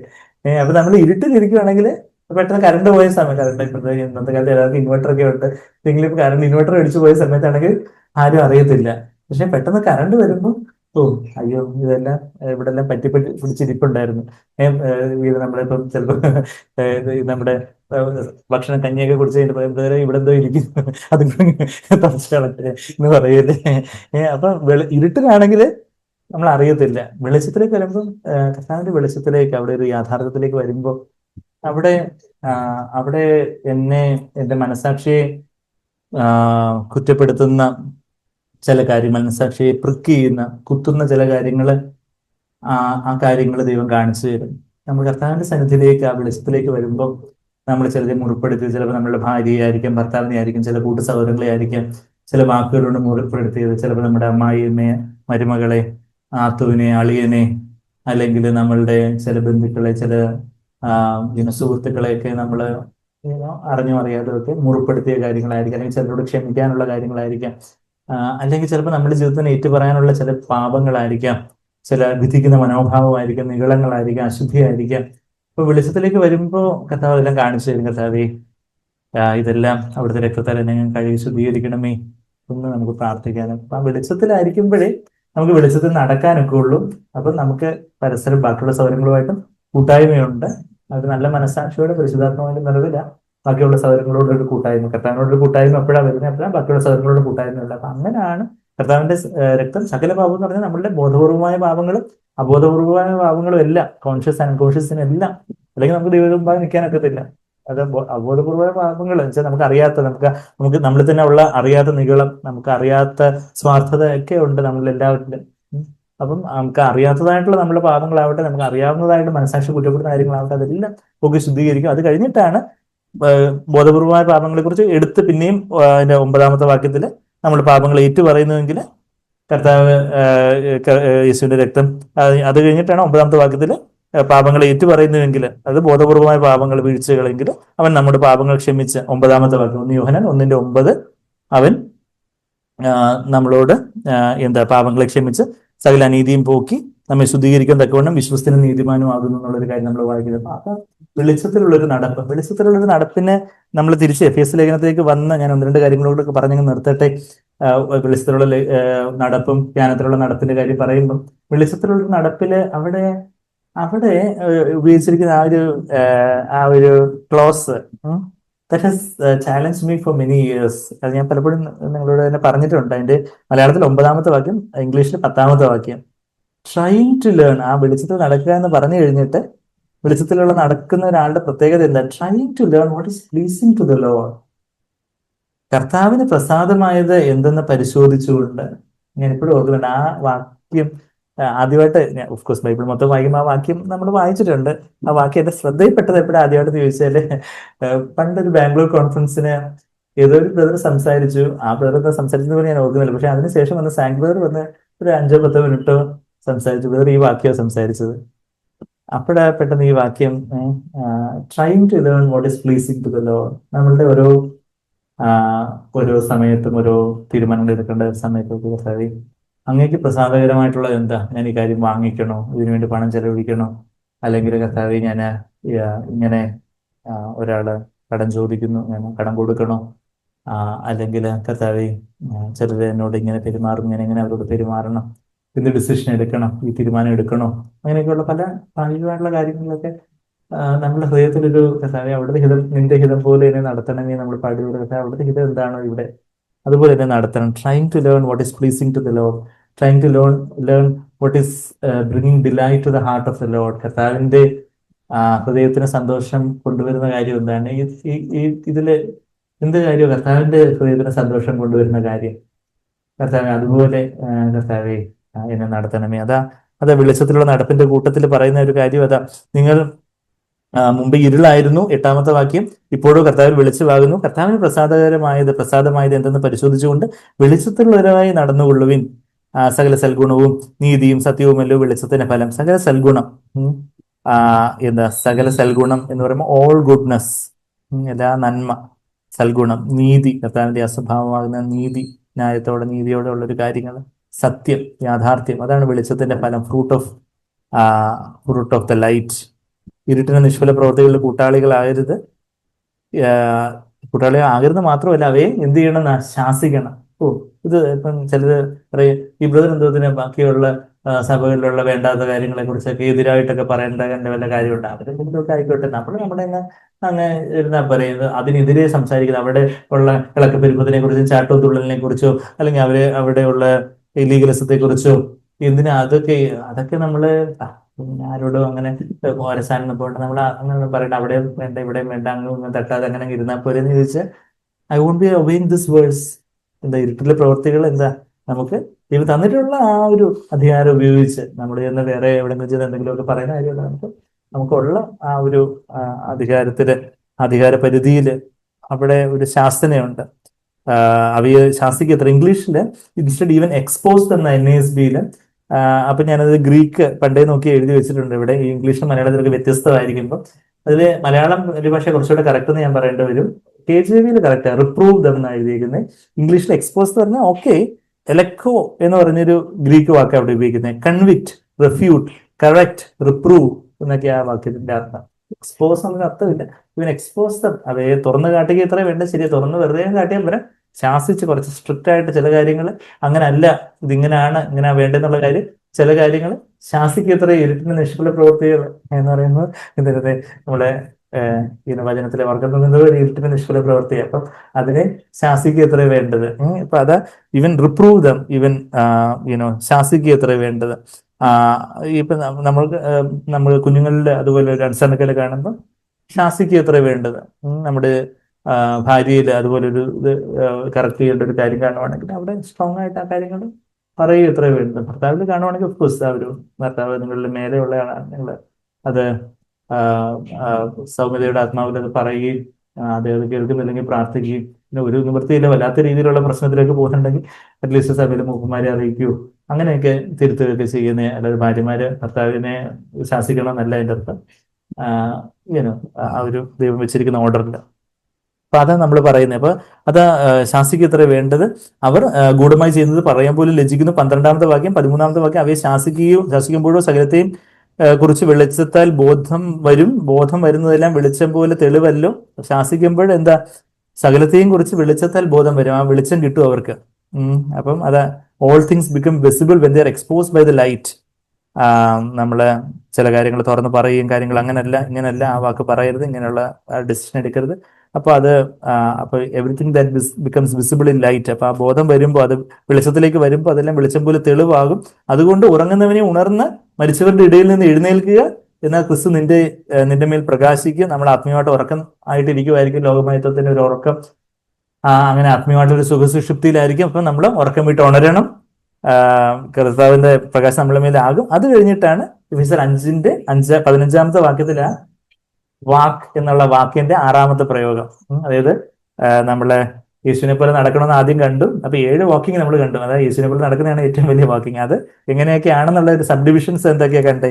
സൽപ്രവർത്തികൾ നടക്കുന്നു, ഉന്നതി വിളിക്ക് യോഗ്യമാവണ്ണം നടക്കുന്നു, ജാതികളെ പോലെ അല്ല നടക്കുന്നത്, സ്നേഹത്തിൽ നടക്കുന്നു, വെളിച്ചത്തിൽ നടക്കുന്നു. വെളിച്ചത്തിൽ നടക്കുന്നു എന്ന് പറയുമ്പോൾ നമ്മള് സത്യസന്ധരായിട്ട് ദൈവമുമ്പാകെ ഒരു വെളിച്ചത്തില് നമ്മൾ നടക്കുന്നു. കർത്താവിന്റെ ജീവന്റെ വെളിച്ചം, കർത്താവിന്റെ ജീവനാണ് വെളിച്ചം എന്നൊക്കെ ജേക്കബ് ആ വാക്യമൊക്കെ വായിച്ചു. യോഹന്നാൻ 1:4 വാക്യം, കർത്താവിന് അവന് ജീവനുണ്ടായിരുന്നു, ആ ജീവനായിരുന്നു മനുഷ്യരുടെ വെളിച്ചം. കർത്താവിന്റെ ലൈഫ്, കർത്താവിന്റെ ജീവൻ, കർത്താവിന്റെ സ്വഭാവം, അതാണ് വെളിച്ചം. ആ വെളിച്ചത്തിലാണ് നമ്മൾ നടക്കേണ്ടത്. നമ്മൾ നല്ല മനസാക്ഷിയോടെ കർത്താവിന്റെ സ്വഭാവത്തിൽ നമ്മൾ നടക്കണം. കർത്താവിന് എന്താ പ്രസാദകരമായിട്ടുള്ളത് എന്നുള്ള കാര്യം അറിഞ്ഞ് ഇരുട്ടിന്റെ ദുഷ്പ്രവൃത്തികളെയൊക്കെ ശാസിക്കുകയും തുറന്നു കാട്ടുകയൊക്കെ ചെയ്യണം. നമുക്ക് ദൈവം തന്നിട്ടുള്ള അധികാരത്തിനനുസരിച്ച് അങ്ങനെ വെളിച്ചത്തിൽ നടക്കണം. വെളിച്ചത്തിന്റെ മക്കളാണ് നമ്മൾ. പണ്ട് ഇരുളായിരുന്നു, ഇപ്പം വെളിച്ചത്തിന്റെ മക്കളാണ്. അത് കഴിഞ്ഞിട്ട് പറയാം, നിങ്ങൾ ജ്ഞാനത്തിൽ നടക്കണം, വാക്ക് ഇൻ വിസ്ഡം. അതാ നമ്മളിപ്പോ അവസാനം അതും കൂടെ പറഞ്ഞ് ഞാനങ്ങ് നിർത്താം. 15-ാമത്തെ വാക്യം, ആകയാൽ സൂക്ഷ്മത്തോടെ, ബി കെയർഫുൾ, അജ്ഞാനികളായിട്ടല്ല ജ്ഞാനികളായിട്ട് എത്രയും നടക്കുവാൻ നോക്കുകയും. അജ്ഞാനികൾ എങ്ങനെ നടക്കുന്നേ എന്ന് ചോദിച്ചാൽ അവര് 16-ാമത്തെ വാക്യം, ഇത് ദുഷ്കാലമാകിയ സമയം തക്കത്തിൽ ഉപയോഗിച്ചുകൊള്ളുന്നു. അപ്പൊ അജ്ഞാനി എങ്ങനെയാ ചെയ്യുന്നത്? Those who are foolish will be wasting their time. Those who are wise will be redeeming the time. Make most of your time. NASB most literal translation അവകാശപ്പെടുന്ന NASB അവിടെ കുറച്ച് പാരഫ്രൈസ് വരുത്തിയിട്ടുണ്ട്. ശരിക്കും KJV അല്ലെങ്കിൽ NKJV പറയുന്ന വാക്ക് കുറച്ചുകൂടെ correct, redeem your time. എക്സാഗ്രോത്സോ എന്ന് ഒരു വാക്ക് ഗ്രീക്കിൽ ഉപയോഗിച്ചിരിക്കുന്നത്. ഇത് പലതവണ ഞാൻ പറഞ്ഞിട്ടുള്ളത്. എക്സാഗ്രോസിന്റെ വാക്കിൽ ചില വാക്കൊക്കെ കുറച്ചൊന്ന് നന്നായിട്ട് നാക്ക് പഠിച്ചാലേ പറയാനുള്ള ഗ്രീക്കൊക്കെ. എക്സാഗ്രോത്സോ എന്ന് പറഞ്ഞാൽ redeem by paying a price എന്ന് പറഞ്ഞാൽ the time is in bondage. സമയം ഇന്ന് ബന്ധിക്കപ്പെട്ടിരിക്കുവാണ്. എന്റെ ജഡത്തിന്റെ ബന്ധനമുണ്ട്, ലോകത്തിന്റെ ബന്ധനമുണ്ട്. സാത്താൻ അങ്ങനെ ലോക വ്യവസ്ഥയിലൂടെ എന്റെ ജഡത്തിലൂടെ സമയത്തെ, എന്റെ ജഡം എന്ന് പറഞ്ഞാൽ എന്റെ സ്വന്തം ഇഷ്ടത്തില് സമയത്തെ അങ്ങ് ബന്ധിച്ചിടാന് ആണ് അവൻ നോക്കുന്നത്. എന്നാൽ ഞാൻ പരിശുദ്ധാത്മാവിന്റെ ജ്വാലയുള്ള ദൈവവചനമാകുന്ന വാള് വെച്ച് ഒറ്റ അടി കൊടുത്ത് ഈ ചെങ്ങല, ഈ ബന്ധനത്തെയൊക്കെ അഴിച്ച് I have to use the time which is in bondage to my flesh and to the world and to the devil. I want to redeem that time and use it for the Lord's glory. കർത്താവിന്റെ മഹത്വത്തിനായിട്ട് ആ സമയം. മൊബൈലിന്റെ അമിത ഉപയോഗം, പിന്നെന്താ internet അമിത ഉപയോഗം, അങ്ങനെയൊക്കെയുള്ള addictions, വേറെ പല കാര്യങ്ങളൊക്കെ നമ്മളെ സമയം അങ്ങ് കവർന്നുകൊണ്ട് പോകും. അപ്പം അവിടെ കർത്താവേ, എന്റെ സമയം ആരുടേതാണ്? My time is in your hand. എന്റെ സമയം അങ്ങയുടേതാണ്, അങ്ങനെ എനിക്ക് സമയം തന്നെ. കർത്താവ്, ഇത് സമയം മൊത്തം 24 മണിക്കൂറും, അതായത് ഞായറാഴ്ചയോ ബുധനാഴ്ചയോ ഉള്ള മീറ്റിങ്ങിന്റെ കുറച്ച് സമയമല്ല, അല്ലെങ്കിൽ ഈവൻ എന്റെ ഭവന പ്രാർത്ഥനയോ പേഴ്സണൽ ക്വൈറ്റ് ടൈം ഉള്ള സമയം മാത്രമല്ല, എന്റെ 24 മണിക്കൂറും അതിന്റെ ഓരോ നിമിഷ കണങ്ങളും കർത്താവേ, it is yours, all my moments are yours. കർത്താവേ, അത് ഞാൻ എന്നതിനെ അങ്ങ് താഴ്ത്തി ഏൽപ്പിക്കുന്നു. അവിടുത്തെ പരിശുദ്ധാത്മാവിന്റെ ജ്വാലയുള്ള ദൈവവചനാവുന്ന വാള് വെച്ച് ഈ എന്നെ ആ സമയത്തിന് ബന്ധിക്കപ്പെട്ട സമയമെല്ലാം റിഡീം ചെയ്ത് കർത്താവിനായിട്ട്, കർത്താവെ, ആ ഒരു സ്വയജീവന്റെ ഒരു പ്രൈസ് കൊടുത്ത് അതിനെ റിഡീം ചെയ്യുവാൻ തക്കവണ്ണം എന്റെ സ്വന്തം ഇഷ്ടമല്ലെന്ന് പറഞ്ഞ് കർത്താവിന് ഒരു പ്രൈസ് കൊടുത്ത് അതിനെ വിലയ്ക്ക് വാങ്ങിച്ച് ഞാൻ ആ സമയം കർത്താവിന് വേണ്ടി ഉപയോഗിക്കുന്നു. Making most of your time. അത് നല്ല നല്ലത് തന്നെ, പക്ഷെ അത് പാരഫ്രൈസ് ആണുള്ളത്. Making most of your time, ആ ടൈം മാക്സിമം. ചില സമയത്ത് നമ്മൾ മൾട്ടി ടാസ്കിങ് ചെയ്യും എന്ന് പറഞ്ഞാൽ ചില സമയം ചില ഫോൺ കോൺവെർസേഷൻ ചെയ്യുന്ന കൂട്ടത്തിൽ തന്നെ നമുക്ക് ആ ശ്രദ്ധയിൽ തന്നെ വേറെ ചില കാര്യങ്ങളും കൂടെ ചെയ്തു തീർക്കാൻ എത്തുന്നുണ്ടെങ്കിൽ നമുക്ക് ഈ മോസ്റ്റ് ഓഫ് യർ ടൈം. ഞാൻ ഭക്ഷണം കഴിക്കുന്ന സമയത്ത് മെസ്സേജ് കേൾക്കും. ഇത് ചിലർക്ക് നല്ല സ്വഭാവമായിട്ട് ഇങ്ങനെ അഡ്വൈസ് ചെയ്യുന്നില്ല, പക്ഷേ എങ്കിൽ പോലും ആ സമയം ഉപയോഗിക്കുക എന്നുള്ളതല്ല. ബാക്കി അല്ലാത്ത സമയത്ത് കേൾക്കാൻ പറ്റുന്നവർക്ക് അങ്ങനെ ചെയ്യാം തീർച്ചയായിട്ടും. പക്ഷെ സമയം കുറവുള്ളപ്പം ഭക്ഷണിക്കുന്ന സമയത്തെങ്കിലും നമുക്ക് എന്തെങ്കിലുമൊക്കെ നമ്മുടെ സൗരങ്ങളുടെ സാങ്കിളുടെ ഒക്കെ മെസ്സേജസ് ഒക്കെ കേൾക്കാൻ ആ സമയമെങ്കിലും ഉപയോഗിക്കും. മോസ്റ്റ് ഓഫ് ദി ടൈം ആ ഒരു സമയം പൂർണ്ണമായിട്ട് കർത്താവിനായിട്ട് ഉപയോഗിക്കാൻ. അതാ ജ്ഞാനത്തിലുള്ള ഒരു നടപ്പിന് ഒരു ലക്ഷണം. അത് കഴിഞ്ഞിട്ട് പിന്നെന്താ പറയുന്നത്? ബുദ്ധിഹീനരാകാതെ കർത്താവിന്റെ ഇഷ്ടം. 17-ാമത്തെ വാക്യം എഫേസ്യർ 5:17 കൂടെ വായിക്കട്ടെ. ബുദ്ധിഹീനരാകാതെ കർത്താവിന്റെ ഇഷ്ടം ഇന്നതെന്ന് ഗ്രഹിച്ചുകൊള്ളുവിൻ. അപ്പൊ യഥാർത്ഥത്തിലുള്ള ജ്ഞാനത്തിലുള്ള നടപ്പില് സമയം നമ്മൾ തക്കത്തിൽ ഉപയോഗിക്കും. കർത്താവിന്റെ ഇഷ്ടം അറിഞ്ഞുകൊണ്ടായിരിക്കും നടക്കുന്നത്. നമ്മുടെ ഇഷ്ടത്തിന് ഇപ്പൊ നമ്മള് വൈസസ് മാൻ ഇൻ ദ വേൾഡ് ആയിട്ട് ഒരാൾ ഭയങ്കര ജീനിയസ് ആയിട്ട് IQ 130 140 ഒക്കെ ഉണ്ടെന്നിരിക്കട്ടെ, പക്ഷേ പുള്ളിക്കാരൻ സ്വന്തം ഇഷ്ടമാണ് ചെയ്യുന്നതാണെങ്കിൽ God says is very foolish. Is probably one of the most foolish person on the earth. പക്ഷേ വലിയ IQ ഒന്നും ഇല്ല, കുറച്ചൊരു സബ് ആവറേജ് ഇന്റലിജൻസേ ഉള്ളൂ. ഒരു 90 ഒരു 80 IQ. നമ്മുടെ IQ ലെവൽ എന്ന് പറഞ്ഞാൽ ആവറേജ് എന്ന് പറഞ്ഞാൽ 90 to 110. ഇപ്പൊ ഒരു ആവറേജ് പോലും ഇല്ല, കുറച്ചൊരു ബുദ്ധിക്കുറവുള്ള ഒരു sub average low average intelligence ഉള്ള ഒരാളാണ്. പക്ഷേ പുള്ളി കർത്താവിനായിട്ട് തന്റെ ജീവിതം കൊടുത്തു. കർത്താവിന്റെ ഇഷ്ടത്തിനായിട്ട് തന്റെ ജീവിതം സമർപ്പിച്ചു. കർത്താവിന്റെ ഇഷ്ടപ്രകാരമാണ് അയാൾ നടക്കുന്നതെങ്കിൽ he's one of the wisest person on the earth എന്ന് കർത്താവ് പറയും. ലോകക്കാര് ഞങ്ങളുടെ സൈക്കോളജിസ്റ്റുകളും സൈക്യാട്രിസ്റ്റുകളൊക്കെ IQ ടെസ്റ്റ് ഒക്കെ നടത്തി ഇവന് സബ് ആവറേജ് ഇന്റലിജൻസ് എന്നൊക്കെ ലേബിൾ ചെയ്യും. പക്ഷെ ദൈവത്തിന് കണ്ടില് ഹീസ് വൈസർ. ഇവനാണ് ബുദ്ധിമാൻ, ഇവനാണ് ജ്ഞാനി. അതാ സമയത്തും തക്കത്തിൽ ഉപയോഗിക്കുന്നതും ആ സമയം ദൈവഹിതം ചെയ്യാനായിട്ട്. അതാണ് നമ്മുടെ അതിന്റെ 17-ാമത്തെ ബുദ്ധിഹീനരാകതെ കർത്താവിന്റെ ഇഷ്ടം ഇന്നതെന്ന് ഗ്രഹിച്ചു കൊള്ളുന്നതാണ് ജ്ഞാനം എന്ന് പറയുന്നത്. ഓരോ സമയത്ത് എങ്ങനെ ചിന്തിക്കണം, എങ്ങനെ പറയണം, എങ്ങനെ പ്രവർത്തിക്കണം. Thinking and speaking and doing what the Lord wants me to do. ആ ജ്ഞാനം എങ്ങനെയുള്ളതായിരിക്കും എന്നൊക്കെയുള്ള കാര്യം നമ്മൾ യാക്കോബ് 3:17 നമ്മൾ കേട്ടു. ഞാൻ അതിലേക്കൊന്നും പോകുന്നില്ല. അപ്പൊ ആ ഒരു ശുദ്ധമായിട്ടുള്ള കീഴടങ്ങുന്ന, അതിനകത്ത് NASBയിൽ റീസണബിൾ എന്നുള്ളൊരു വാക്കാ അവിടെ ആ ഒരു ജ്ഞാനത്തിന്റെ 7 കാര്യങ്ങൾ പറയാൻ ഉപയോഗിച്ചിരുന്നത്. അത് ശരിക്കും പറഞ്ഞാൽ ആ റീസണബിൾ എന്നുള്ള പരിഭാഷ NASB പരിഭാഷകരെയാണ് ഇപ്പോൾ ഞാൻ നേരിട്ട് കാണുവാണെങ്കിൽ ഞാൻ അവരോട് ചോദിക്കും, why did you translate reasonable? അത് ശരിക്കും അവിടെ കംപ്ലൈന്റ് അല്ലെങ്കിൽ എന്താ കീഴടങ്ങുന്ന അനുസരണമുള്ളവരെന്ന് മലയാളത്തിൽ കറക്റ്റായിട്ട് അവിടെ പരിഭാഷ കൊടുത്തിട്ടുണ്ട്. പലയിടത്തും മലയാളം പരിഭാഷയിൽ ഒത്തിരി കുറവുള്ള കാര്യമൊക്കെ ഞാൻ പറയാറുണ്ടെന്ന്. ഇവിടെ യാക്കോബ് 3:17 സമാധാനം ഉയരത്തിൽ നിന്നുള്ള ജ്ഞാനമോ ഒന്നാമത് നിർമ്മലവും പിന്നെ സമാധാനവും ശാന്തതയും അനുസരണവും ഉള്ളതും എന്നാണ് എഴുതിയിരിക്കുന്നത്. റീസണബിൾ എന്ന ഇംഗ്ലീഷിൽ ട്രാൻസ്ലേറ്റ്. അപ്പൊ അതിന് ഗ്രീക്ക് നോക്കുമ്പോൾ ശരിക്കും റീസണബിൾ എന്നുള്ളൊരു വാക്കാ യുപ്പത്തേസ് എന്ന് പറഞ്ഞൊരു ഗ്രീക്ക് വാക്ക്. Easily obeying, compliant. KJV അത് കറക്റ്റായിട്ട് ഈസി ടു ബി ഇൻട്രീറ്റഡ് എന്ന് കൊടുത്തിട്ടുണ്ട്. അവിടെ അത് KJV ട്രാൻസ്ലേഷൻ കുറച്ചുകൂടെ കറക്റ്റ് എന്ന് പറയേണ്ടി വരും. NASB റീസൺ ശരിയാണ്. റീസണബിൾ നമ്മൾ നമ്മുടെ ഉയരത്തിൽ നിന്നുള്ള ജ്ഞാനം റീസണബിൾ ആണ് എന്ന് തീർച്ചയായിട്ടും റീസണബിൾ ആണ്. പക്ഷേ എങ്കിലും ദൈവവചനത്തിൽ നമുക്ക് അത് എങ്ങനെ അതൊരു അങ്ങനെ തെറ്റ് വന്നതെന്ന് എനിക്ക് അറിയത്തില്ല. NASB ദൈവവചനത്തിൽ തെറ്റ് വന്നിട്ടില്ല, ട്രാൻസ്ലേഷന് തെറ്റ് വന്നതെന്ന്. അനുസരണം ഉള്ളതെന്ന് പറയുമ്പോൾ അത് കുറച്ചുകൂടെ കറക്റ്റായിട്ടുള്ള ട്രാൻസ്ലേഷനാണ്.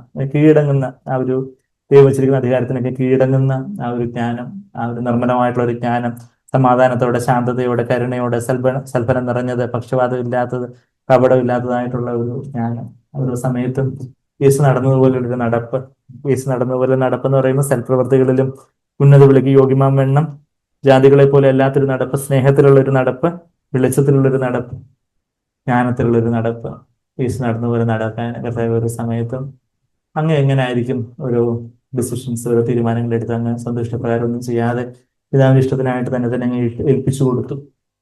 അങ്ങനെ അവിടുന്ന് ഈ സൽപ്രവർത്തികളിലും വിളിക്ക് യോഗ്യമാമണ്ണവും ജാതികളെ പോലെ അല്ലാതെയും സ്നേഹത്തിലും വെളിച്ചത്തിലും ജ്ഞാനത്തിലും ഒക്കെ അവിടെ നടന്നു. അതുപോലെ എന്നെ അങ്ങ് സഹായിക്കണമെന്നൊരു നിലവിളി. കർത്താവേ, ഞാൻ ഇന്നുവരെ എന്റെ ജീവിതത്തിലുള്ള നടപ്പിനെക്കാട്ടിൽ കുറച്ചുകൂടെ യേശുവിനെ പോലെ നടക്കുവാൻ, എന്നെ കാണുന്നവർക്ക് യേശുവിനെ കാണുവാൻ, യേശുവിന്റെ ആ സൗമ്യതയും ശാന്തതയും അധികമായിട്ട് കാണും, യേശുവിന്റെ സ്വസ്ഥത അധികമായിട്ട് കാണുവാൻ, യേശുവിന്റെ കാർക്കശ്യം അധികമായിട്ട് കാണുവാൻ, യേശുവിന്റെ ആ ഒരു തീക്ഷ്ണത അധികമായിട്ട് കാണുവാൻ കർത്താവേ യേശുവിനെ പോലെ എന്നെ ആക്കി തീർക്കണമേ എന്നുള്ളൊരു പ്രാർത്ഥനയോട് നമുക്കായിരിക്കാം. നമുക്ക് ഘോര വൈരിയൻ പിൻപിൽ ചെങ്കടൽ മുമ്പിൽ എന്നെ വഴി നടത്തൂ എന്നുള്ള ആ ആ ഒരു ആ സമർപ്പണത്തോടെ നമുക്ക് നമുക്ക് കർത്താവിനെ നോക്കി, കർത്താവെ എൻ്റെ ജീവിതത്തിലെ പ്രായോഗികമായിട്ടുള്ള നടപ്പില് ആ സ്നേഹത്തിൽ എന്നെ അവിടെ നിന്ന് നയിക്കണം, എന്നെ നടത്തണം.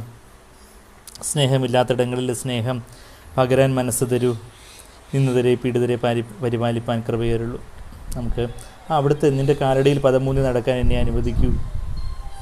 ആ ഒരു സമർപ്പണത്തോടെ കർത്താവ് നടന്നുപോലെ നടക്കാനുള്ള ഒരു സമർപ്പണത്തോടെ നമുക്ക് പാടാം.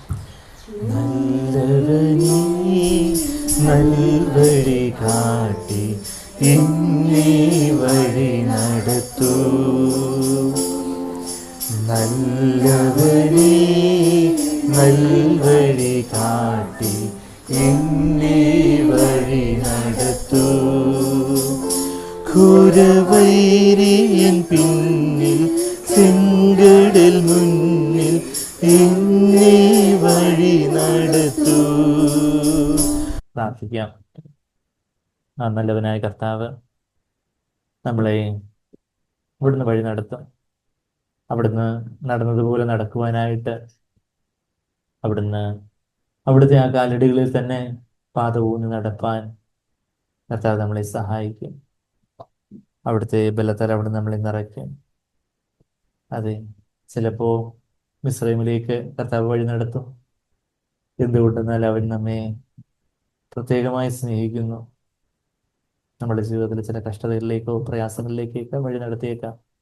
എന്നാൽ അവിടെയും കർത്താവിൻ്റെ സൽപ്രവൃത്തികൾ ചെയ്യുവാനും കർത്താവിൻ്റെ വെളിച്ചത്തിൽ നടപ്പാനും കർത്താവിൻ്റെ വിളിക്ക് യോഗ്യമാവണ്ണം നടപ്പാനും ജാതികളെ പോലെ അല്ലാതെ നടക്കുവാനും സ്നേഹത്തിൽ നടപ്പാനും വെളിച്ചത്തിൽ നടപ്പാനും ജ്ഞാനത്തിൽ നടപ്പാനും ഒക്കെ അവിടെയും കർത്താവ് നമ്മളെ വഴി നടത്തും. നമ്മളെ കഷ്ടതകളിലൂടെയോ പ്രയാസങ്ങളിലൂടെയോ നടത്തുന്ന സമയത്തും അവിടുന്ന് നമ്മളെ വഴി നടത്താൻ അവിടുന്ന് വിശ്വസ്തനാണ്. അതെ, നമ്മൾ ഒരു കഴുതി ആയതുകൊണ്ടാണ്, ഒരു മുൾപ്പടർപ്പായതുകൊണ്ടാണ് കർത്താവ് നമ്മളെ തിരഞ്ഞെടുത്തത്, നമ്മളുടെ യോഗ്യത നോക്കിയിട്ടല്ല. എന്നാൽ എല്ലാം അവിടുത്തെ ദാനമാണെന്ന് അറിഞ്ഞ് നമ്മെ തന്നെ ആ താഴ്മയിൽ സൂക്ഷിക്കുമ്പോൾ അവിടുന്ന് അവിടുത്തെ ജ്ഞാനത്താലും സ്നേഹത്താലും ശക്തിയാലും വെളിച്ചത്താലും ഒക്കെ നമ്മൾ നിറയ്ക്കും. കർത്താവിനെ പോലെ നടക്കുവാൻ നമ്മളെയും പ്രാപ്തരാക്കും. കർത്താവിലേക്ക് നമുക്ക് നോക്കാം. കർത്താവെ, അവിടുന്ന് ഇത്ര വലിയൊരു നടപ്പിലേക്ക് എന്നെ വിളിച്ചിരിക്കുന്നുവല്ലോ. യേശു നടന്നതുപോലെ എനിക്ക് നടക്കാൻ സാധിക്കുന്ന കർത്താവെ, പാപത്തെ ജയിച്ചുകൊണ്ട് സ്നേഹത്തോടെ ദീർഘക്ഷമയോടെ സൗമ്യതയോടെ ക്ഷമയോടെ കാർക്കശ്യത്തോടെ തീക്ഷ്ണതയോടെ പാരമ്പര്യങ്ങൾക്കെതിരായിട്ട് കർത്താവെ, പാരമ്പര്യങ്ങൾക്കും പാപത്തിനുമൊക്കെ എതിരായിട്ട് മനുഷ്യമാനം തേടാതെ പിതാവിന്റെ ഹിതം മാത്രം ചെയ്തുള്ളൊരു നടപ്പ് അത് എനിക്കും സാധ്യമാണെന്ന് കർത്താവെ, എത്ര വലിയൊരു ഭാഗ്യപദവി, എത്ര വലിയൊരു ഉന്നത വിളി. അതെ കർത്താവെ, അവിടുന്ന് എല്ലാം മുന്നൊരുക്കിയിരിക്കുന്നു. അവിടുത്തെ കരം ചേർന്ന് ഞാൻ നടക്കട്ടെ. അവിടുത്തെ സൽപ്രവൃത്തികളിൽ ആ കർത്താവെ ഉന്നത വിളിക്ക് യോഗ്യമാവണ്ണം ഞാൻ നടക്കട്ടെ. ജാതികളെ അനുകരിച്ച് അവരുടെ ഫാഷനും സ്റ്റൈലും ഒക്കെ ഇമിറ്റേറ്റ് ചെയ്തുകൊണ്ട് അവരെ മോഡലാക്കിക്കൊണ്ടല്ല കർത്താവെ, മറിച്ച് കർത്താവെ അങ്ങ് നടന്നതുപോലെ നടപ്പാൻ എന്നെ സഹായിക്കണം. സ്നേഹത്തിൽ നടപ്പാൻ, ആ സ്നേഹത്തിലുള്ള കാർക്കശ്യത്തിൽ നടപ്പാൻ കർത്താവെ ഞങ്ങളുടെ കൂടെ ഉള്ളവരോട് ഇപ്പോൾ സ്നേഹത്തോടെ, എവിടെ സ്നേഹത്തോടെ കാർക്കശ്യത്തോടെ ഒക്കെ സംസാരിക്കണമോ അതൊക്കെ കർത്താവെ അതുപോലെ നടപ്പാൻ, ആ ഒരു കർത്താവെ വെളിച്ചത്തിൽ തന്നെ യാഥാർത്ഥ്യത്തോടെ നടപ്പാൻ, അവിടുത്തെ ഹിതം എന്തെന്ന് തിരിച്ചറിഞ്ഞുകൊണ്ട് നടപ്പാൻ കർത്താവെ, ആ ഇരുട്ടിന്റെ ദുഷ്പ്രവർത്തികളെ ശാസിച്ചുകൊണ്ട്, അതിനെ തുറന്നു കാട്ടി ശാസിച്ചുകൊണ്ട് നടപ്പാൻ ഞങ്ങളെ സഹായിക്കണം. ജ്ഞാനത്തിൽ നടപ്പാൻ സഹായിക്കണം കർത്താവെ. സമയത്തെ തക്കത്തിൽ ഉപയോഗിക്കാൻ, സമയത്തെ വീണ്ടെടുക്കുവാൻ ഞങ്ങളെ സഹായിക്കണേ കർത്താവെ. കർത്താവെ, ഞങ്ങളെ അവിടുത്തെ ഹിതം അറിഞ്ഞുകൊണ്ട് നടപ്പാൻ കർത്താവെ, ലോകപ്രകാരം ഞങ്ങള് കഴുതകളാണെങ്കിലും കർത്താവെ, ഉൾപ്പെടപ്പാണെങ്കിലും കർത്താവെ, അവിടുത്തെ ജ്ഞാനം ഞങ്ങളിൽ നിറയുമല്ലോ കർത്താവെ. അവിടുന്നാണല്ലോ ഞങ്ങളുടെ ജ്ഞാനം. അങ്ങ് ചിന്തിച്ചതുപോലെ സംസാരിച്ചതുപോലെ പ്രവർത്തിച്ചതുപോലെ പ്രവർത്തിക്കാൻ ഞങ്ങളെ സഹായിക്കണം. അവിടുന്ന് സഹായിക്കുന്ന കർത്താവേ. ഇന്ന് മുതൽ യേശുവിനെ പോലെ അധികം ചേർന്ന് നടത്താൻ അവിടുന്ന് എന്നെ സഹായിക്കുന്നു. ഇന്നലെ വരെ നടന്നതുപോലെ അല്ല കർത്താവേ, ഇന്ന് കുറച്ചുകൂടെ അങ്ങോട്ട് കുറച്ചുകൂടെ ചേർന്ന് അവിടുത്തെ കരം ചേർന്ന് കുറച്ചുകൂടെ അങ്ങേ ക്ലിങ് ഓൺ ചെയ്തുകൊണ്ട് അങ്ങേ അള്ളി പിടിച്ചുകൊണ്ട് പറ്റിച്ചേർന്നുകൊണ്ട് ഒരു ഗുരുവിൽ വസിക്കുന്നത് പോലെ അങ്ങനെ വസിച്ചുകൊണ്ട് നടപ്പാൻ, യേശുവിനെ പോലെ നടപ്പാൻ അവിടെ ഞങ്ങൾ സഹായിക്കും. നിങ്ങൾ ഓരോരുത്തരെയും സഹായിക്കുമ്പോൾ അത് സ്തുതിക്കുന്നു. നിങ്ങളുടെ കുഞ്ഞുങ്ങളെയും യൗവനക്കാരെയും പ്രത്യേകിച്ച് അവർ സഹായിക്കുമ്പോൾ അത് സ്തുതിക്കുന്നു. നന്ദി കർത്താവേ, നന്ദി. നിങ്ങൾ വിശ്വസിക്കുന്നു. നന്ദി കർത്താവേ, നന്ദി. പ്രാർത്ഥനയുടെ സ്തുതിക്കുന്നുണ്ട്. യേശു കർത്താവിന്റെ വലിയ മാത്രമേ നാമത്തിൽ തന്നെ ആമേൻ.